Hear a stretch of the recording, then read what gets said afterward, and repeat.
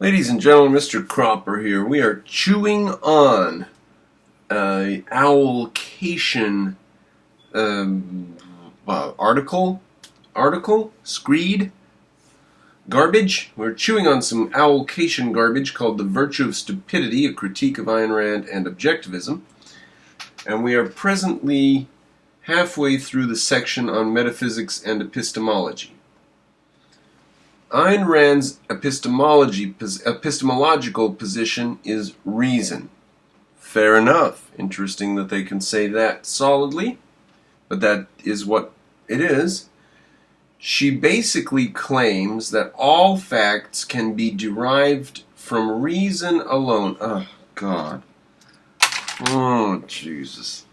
No, you can't. No. Alright, how do we do this? Oh, all facts can be derived from reason alone. Facts just exist. They just exist. They just are. You don't have to derive them from anything. That's the stupidest idea that I've heard since yesterday. Facts do not have to be derived from anything at all. Why would you have to derive a fact at all? Let alone all facts. You don't use... Okay, what is reason? Reason is a method of dealing with facts. It's a way of dealing with facts. Alright? What would you... can be derived. What would you derive? What are you trying to derive? You have to have something you want to derive and a reason to derive it. What are you trying to derive? What a stupid sentence. So he's starting off rough on this paragraph. Immanuel Kant made similar claims. Insofar as the claim he just made was utter garbage, Immanuel Kant probably did make some sort of claim like that. I don't know what the claim was, though. But came to completely different conclusions. So this makes him Rand's chief rival. Well, Rand didn't make those claims you just mentioned, so I don't know how you got them to be chief rivals. I don't see the equivocation there, but somehow he realizes, I guess we can learn a moral here, that even if they don't have any clue what's going on, they can at least see enough to notice that Rand is their archenemy. The Kantians. They at least know that. That's interesting. Like, his explanation of why they are chief rivals is that she claims all facts can be derived from reason alone. Immanuel Kant also claims all facts can be derived from reason alone, but came to completely different conclusions. Alright. See, Rand does not believe that all facts can be derived from reason alone. Rand believes that facts are independent of human beings, and that reason is a method of dealing with facts. Reason is the method of dealing with facts, I think is a better way of putting it. Kant also dismissed the idea that humans could ever truly know objective reality, because our senses are necessary parts of our way of interacting with the world. Yeah. And in order for him to make that claim, he would have to have evidence from his senses. And so, if evidence from your senses is not reliable, then his claim is based on faulty evidence, and his claim is not reliable. So if his claim is true, then his claim is not reliable. Now, who buys Kant's garbage? Kant said, if I'm right, then everything I said is wrong. Why is that profound? Yes, Ayn Rand and Kant are arch nemesis. That's true. And Ayn Rand said, just look at the reality and think for yourself. And Kant said, there is no reality. Everything is just cut off from you. You can't reach the true reality. So, they did not make similar claims, you idiot. Oh, that's terrible. Okay. Rand rejects this premise despite the fact that she has absolutely nothing to base it on. Well, Kant had nothing at all to base it on. That's why she rejected it. There's no basis for his claims that we are cut off from reality. What would your basis be? You must have some reason to say that. What's your reason? Where does reason come from? What's your evidence? Where does your evidence come from? If you got your evidence through your five senses, if you got your reason by reasoning about the stuff in reality, and your evidence is that you can never get evidence, and your reasoning says that reason is impotent, those are really, really, really stupid.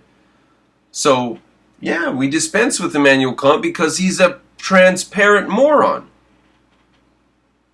Alright, despite the fact she has nothing to base on the rejection of Kant.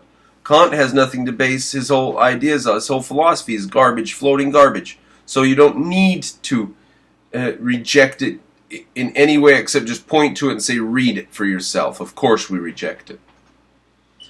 Kant made the claim that how we experience the world is based on intuitions. Now, is that his intuition? Was that an intuition he had? Or was that factual, objective, truthful knowledge? Because if it's intuition, then I don't know, maybe we should check on it, right? Now, if it's factual knowledge, then maybe we should take it seriously and put it in philosophy books and read it, and then people like you would take it seriously, like you're doing. So you're treating it as objective, factual knowledge. His claim that we can't have objective, factual knowledge seems to you like an objective, factual claim.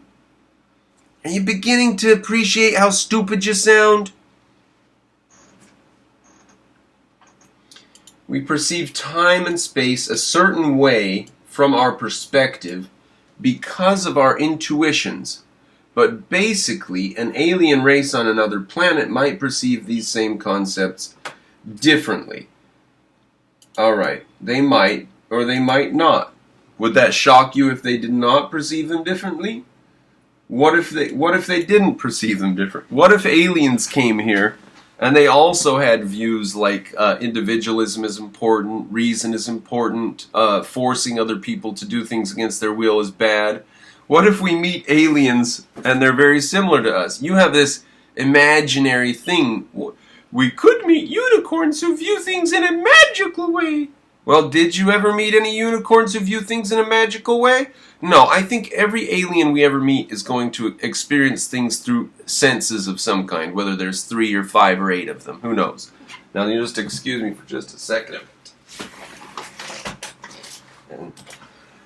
And back. Alright, this does not mean that time and space do not exist, only that our perception of them are subjective. Well, if your perception of time and space are subjective, how would you ever know that to be the case? You are making an objective statement about our view of time and space. Your objective statement of fact is that our view of time and space is subjective. Now, if what you're going on there is Einstein, shall we not get off on physics? Relativity doesn't explain anything. Someday Einstein's theories are going to have to be explained. They're going to have to explain why this is happening, rather than simply giving an account of the appearances, which is Einstein's bag of tricks. But okay, we're not off on Einstein. We're not getting off on Einstein. Okay.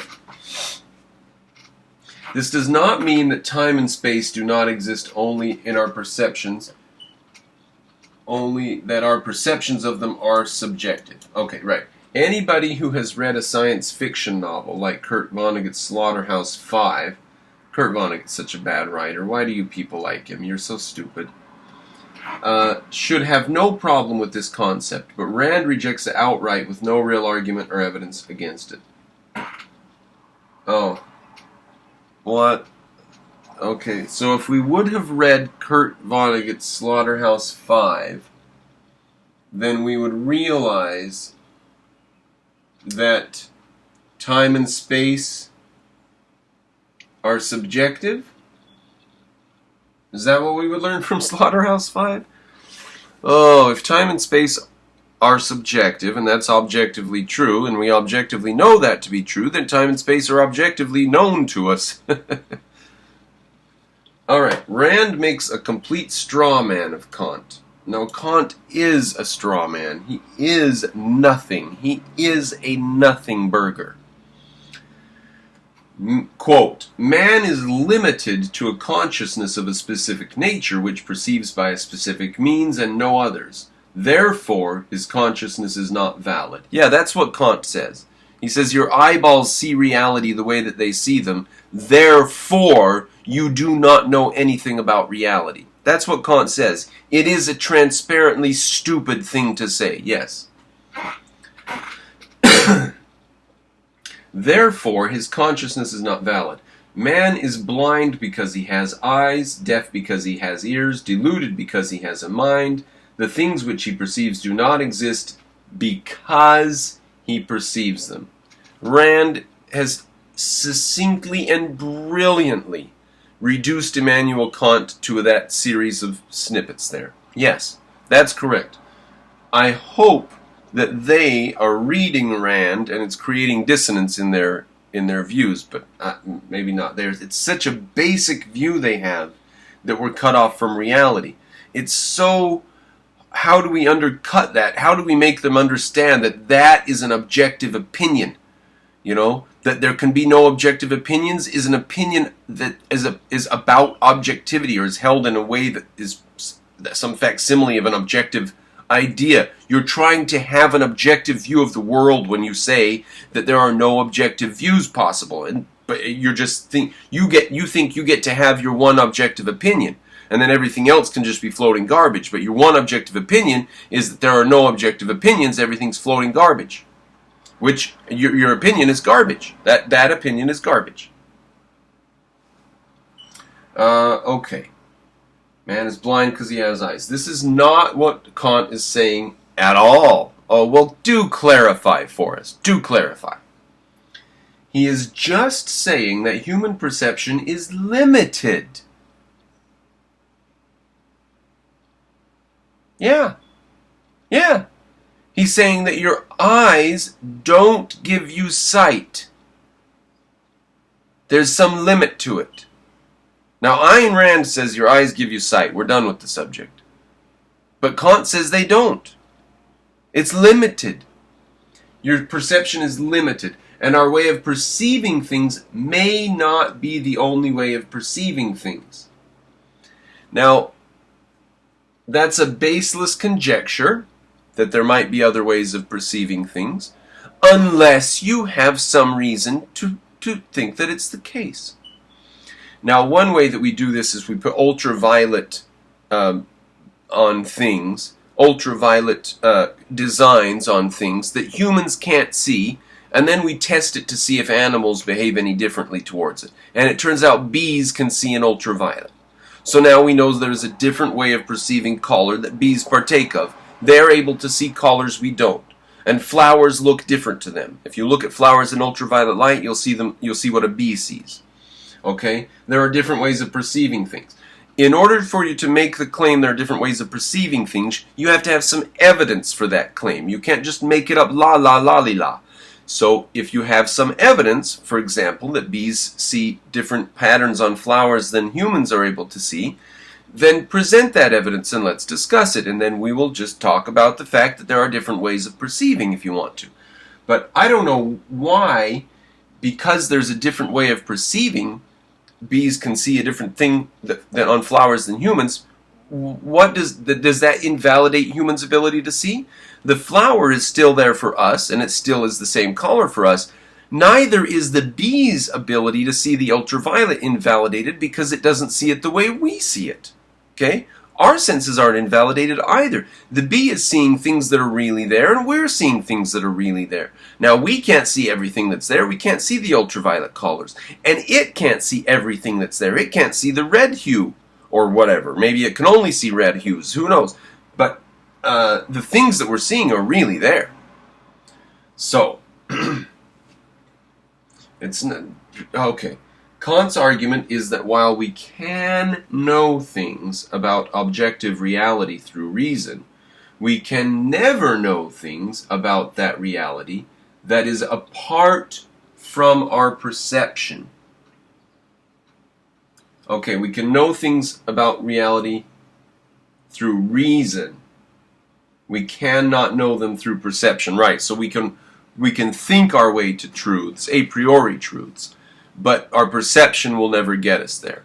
Well, Kant wouldn't have anything to talk about if he didn't have his perceptions to begin with, so he's a garbage thinker. And the idea that he can talk about objective reality or reason and not talk about our perceptions is just stupid. It's just stupid. What would he be talking about? Floating ideas, floating abstractions, Kantian floating nonsense, Platonic world of forms, mind game nonsense. That's the only thing you could talk about if you're not talking about anything that comes through the senses. String theory is an example of that. Nothing that comes through the senses is in string theory. It's all idea, mathematical, floating nonsense. Okay. We can never know things about that reality that is apart from our perception. Now, what reality is there apart from our perception? If you have evidence of such a reality, present it to me. You know, like for example, you might say, I have evidence that there's part of that the universe has things in it that we can't see. And I would say, well, why do you say that? And you would say, well, because bees behave in a bizarre way that we think is this case. So then I'd say, well, what do you think they're seeing? And you'd say, well, maybe colors that are beyond our spectrum. And then we would test it and we'd find out that's the case. And it wouldn't blow our hippie noodle off. It wouldn't destroy our mind. And it wouldn't destroy science either. We would in fact have to have science, and we'd have to have the ability to think, and we'd have to have our senses, sensory evidence, and we'd have to have reason to even consider these questions and come to any judgment at all. To begin with, we would have to have those things. So of course we have reason, of course we have our senses, of course we have access to reality, or you wouldn't be able to even worry about these questions. Okay. It's interesting to note that Rand could have sidestepped this whole problem. Rand did sidestep the whole problem. You're mired in it. She could have sidestepped the whole problem by taking the approach that the existentialists took. Now, I do not get the diagnosis of the problem. What problem does Rand have that she could have sidestepped? I mean, she did sidestep Kant and said, whatever, you keep talking about your unicorns in your corner over there. She just left him in his corner. So she could have done what the existentialists did. Existentialist philosophers rejected the idea that science could present us with concrete values of how to live our lives. Okay, yeah. Is that what they were? Was that the essence of them? That ethics are not scientific? So who were they rebelling against? Who said ethics were scientific? Who were they fighting? I wish there were a group they were fighting. Sign me up. They based their ethical philosophies on individual human drives and desires. Fine. Rand rejects this idea once again with no real evidence or argument made. Well, what evidence or argument does she have to make for people who just make up their own little la-la land? She doesn't need to make any evidence. What evidence would she be able to give you? With her unreliable senses that are cut off from reality and her mind that is limited. What evidence would you be satisfied with? But no, you have to provide us with evidence. Okay, no real evidence to get rid of the existentialist approach. What evidence could she give? She insists that her philosophy is completely objective and based solely on reason. No, she doesn't. She insists that her philosophy is based on reality and that she uses reason. Reason's a method. Her reason for this seems to be only so she can bully anybody who does not agree with her by saying they're irrational. So the whole reason she built her philosophy on objectivity and reality and axioms is that so she can bully people.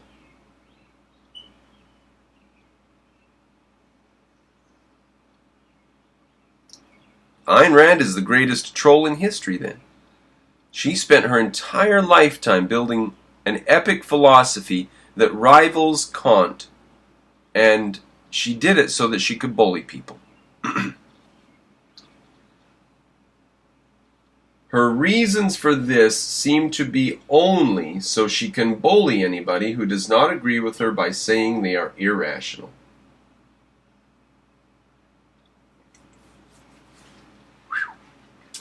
Part 2. Ethics. Since Rand has come to metaphysical conclusions based on false premises, you didn't prove that those were false premises. You just said that other philosophers have offered garbage that she sidestepped and didn't talk about. You have not proved that her premises were false. Since Rand has come to metaphysical conclusions based on false premises, where did you prove that her premises were false?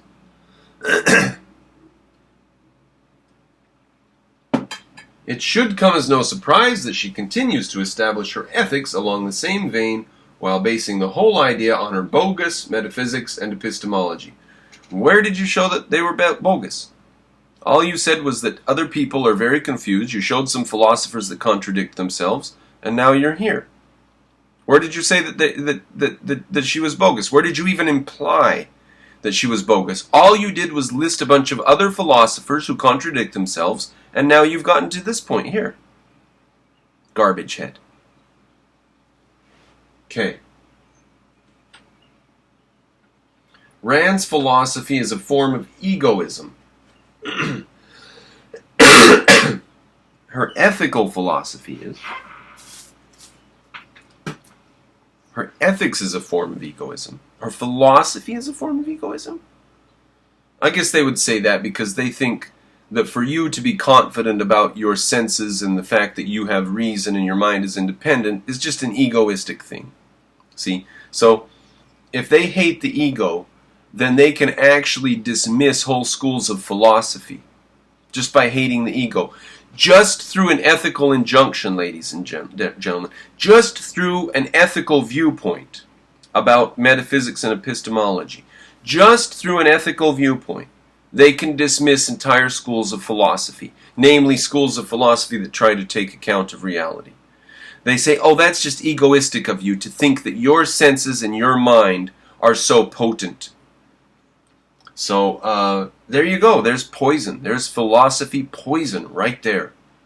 Right there. The view that the ego and the individual and pride and selfishness is bad, that view right there makes it so that you hate people who are confident of their own judgment. And people who are confident of their own judgment are people who believe the evidence of their senses and they think for themselves and reason for themselves. So, people like Aristotle and Ayn Rand are hated by people who hate the idea that you should be confident and selfish and egoistic. So, anti-egoism, anti-selfishness, altruism, just that philosophy as such, makes you despise and hate the people who are so confident as to think for themselves and trust their own judgment, such as Ayn Rand. You see this? Do you see this? Now, if you think that we can get along with some people who agree with Ayn Rand's philosophy, except they are altruists, like they believe her capitalism. They believe in capitalism, right? But they're altruists, but at least they're capitalists, right? Well, guess what? If you don't believe in the inviolability of reason and the individual,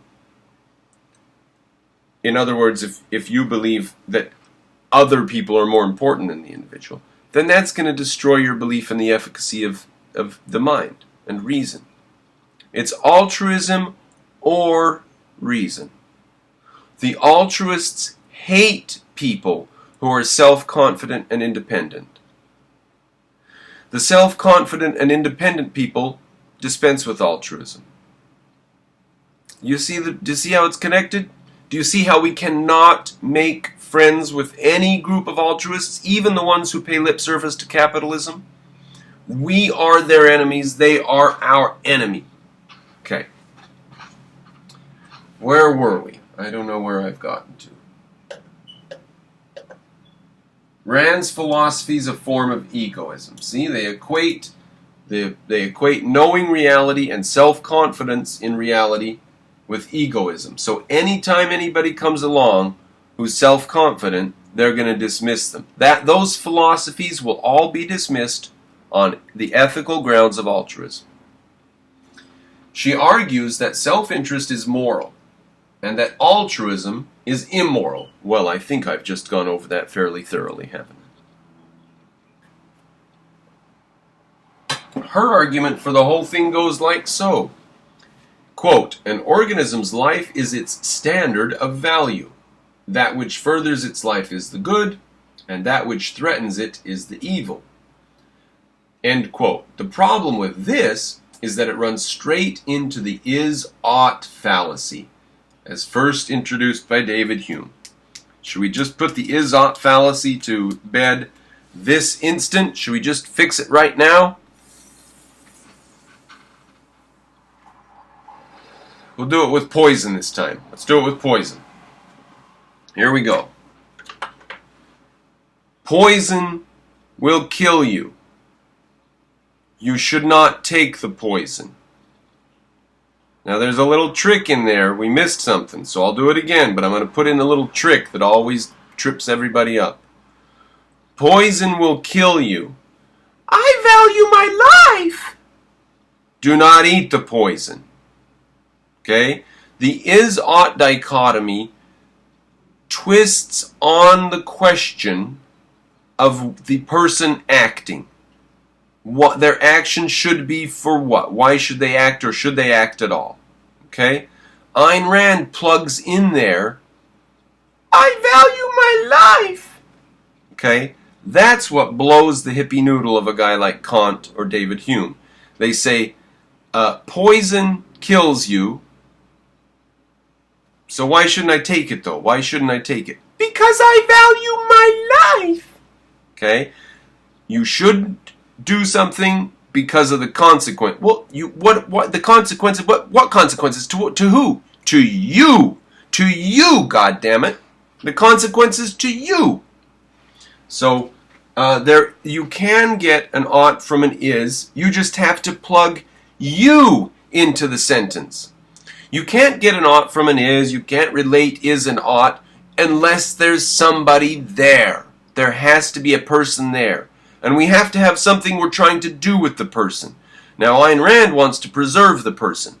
So once you have a person that you're trying to preserve, then it's very easy to get the ought from the is. It is a thorn bush, I ought to go around it. It is nutritious food, I ought to consume it. It is a comfy bed, I ought to sleep in it. So you can easily link is and ought if you have a human being standing there who you're trying to preserve. But if you dispense with human beings and just say, I'm not worried about the existence of humans, I just want to know about the existence of good and bad things. Is and ought. What should I do? Regardless of and independent of the existence of humans. Well, let me give you a little wake-up call. Nothing that is good or bad is independent of the existence of humans. Good and bad are concepts that arrive only when a human being is on the scene. So for you to try to talk about what's good or bad or how to decide what's good and bad while ignoring the existence of humans is stupid. And that is the is-ought dichotomy. Now, if the is-ought dichotomy is what you're using to argue against Rand, then you're just about as stupid as can be. Okay. Where have we got to? I haven't got it. Argument for the whole thing goes like this. We did that. Okay, so we have run right into the is-ought dichotomy. Oh, boy, that was tough. Now, Hume stated that a moral value, an ought, cannot be derived from a physical fact, an is. Well, it depends on what you want to do. It depends on who's acting. Moral for who? So the reason that Hume couldn't do that is because he wanted to divorce all of this and just do it in his mind. He just wanted to think about these things. He didn't want to check with reality, because after all, we can't know the true reality. So why worry about reality? Why not just figure these things out in our mind? So by dispensing with reality and just doing these things in his mind, he has, surprise, dispensed with reality, and he is just doing things in his mind. And so he is just nonsense. And so we just sidestep him. And we just say there's a little idiot playing in the corner with his dunce cap on, and we don't worry about what he's doing. We notice that what he's doing is stupid, we mention it, we disprove it, and then we move on. Okay. Rand is actually aware of this famous philosophical problem, and this is her response. Ready?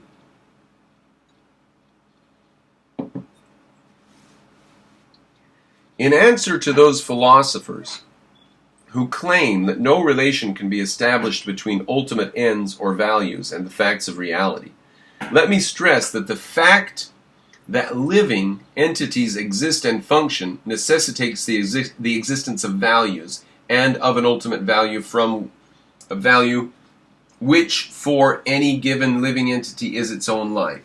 That is he has slaughtered that when he typed it in. You should have copied and pasted. The existence of values and of an ultimate value which for any given living entity... which for any given living entity is its own life. Okay. Thus, the validation of value judgments is to be achieved by reference to the facts of reality. The fact that a living entity is determines what it ought to do.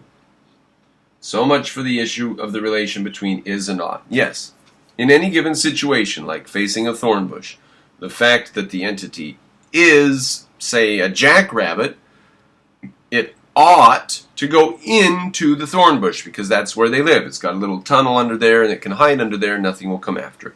The fact that you're a human means you ought not go into the thorn bush because you'll get cut up and you'll get lacerations and they'll get infected and you'll bleed and you'll die. And you'll get infections and you'll die. So you should not go into the thorn bush. He said, and so end quote, Rand is done now. Correct me if I'm wrong, but isn't that the same thing that she said before? It is almost like she didn't answer the question at all, but just repeated the same thing she already said with more emphasis. Well, alright, if you couldn't follow through any of the stuff that she said, you're just proclaiming in public how dumb you are. Really? You can quote all of that and you think that she's just repeating herself and just talking nonsense? Okay, the rest of us can read it too. And then he said, anyway, Rand is wrong about this too. So even though you can't fathom how to even get your head around thinking about it, we'll dismiss her as being wrong about this too. Oh God. Oh God. They want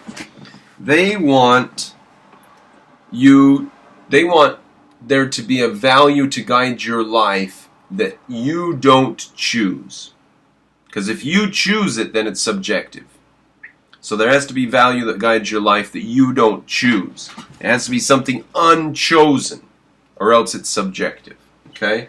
Think about that. Just keep that in your brain for now. Just because you value your life doesn't even mean that you should defend it. Okay? So they're saying he's saying he cannot find any reason outside of the individual who's protecting their life for that individual to protect that individual's life. He's looked all over in the universe. And there's Joe standing over there protecting himself. And he says, I looked over there in the forest behind that rock. I can't find any reason why Joe is protecting himself. I looked on the other side of the galaxy And I don't know why Joe is protecting himself. Did it ever occur to you to look inside of Joe and see why he's protecting himself? Did it ever occur to you that you don't need to go outside of Joe to ask why Joe is protecting himself? You see, for objectivism, the individual is the only thing that exists. It's the beginning and end of our philosophy. But for Kantians, the individual is not even an important factor. Ideas can exist independent of people, so we can discuss ideas without taking account of people.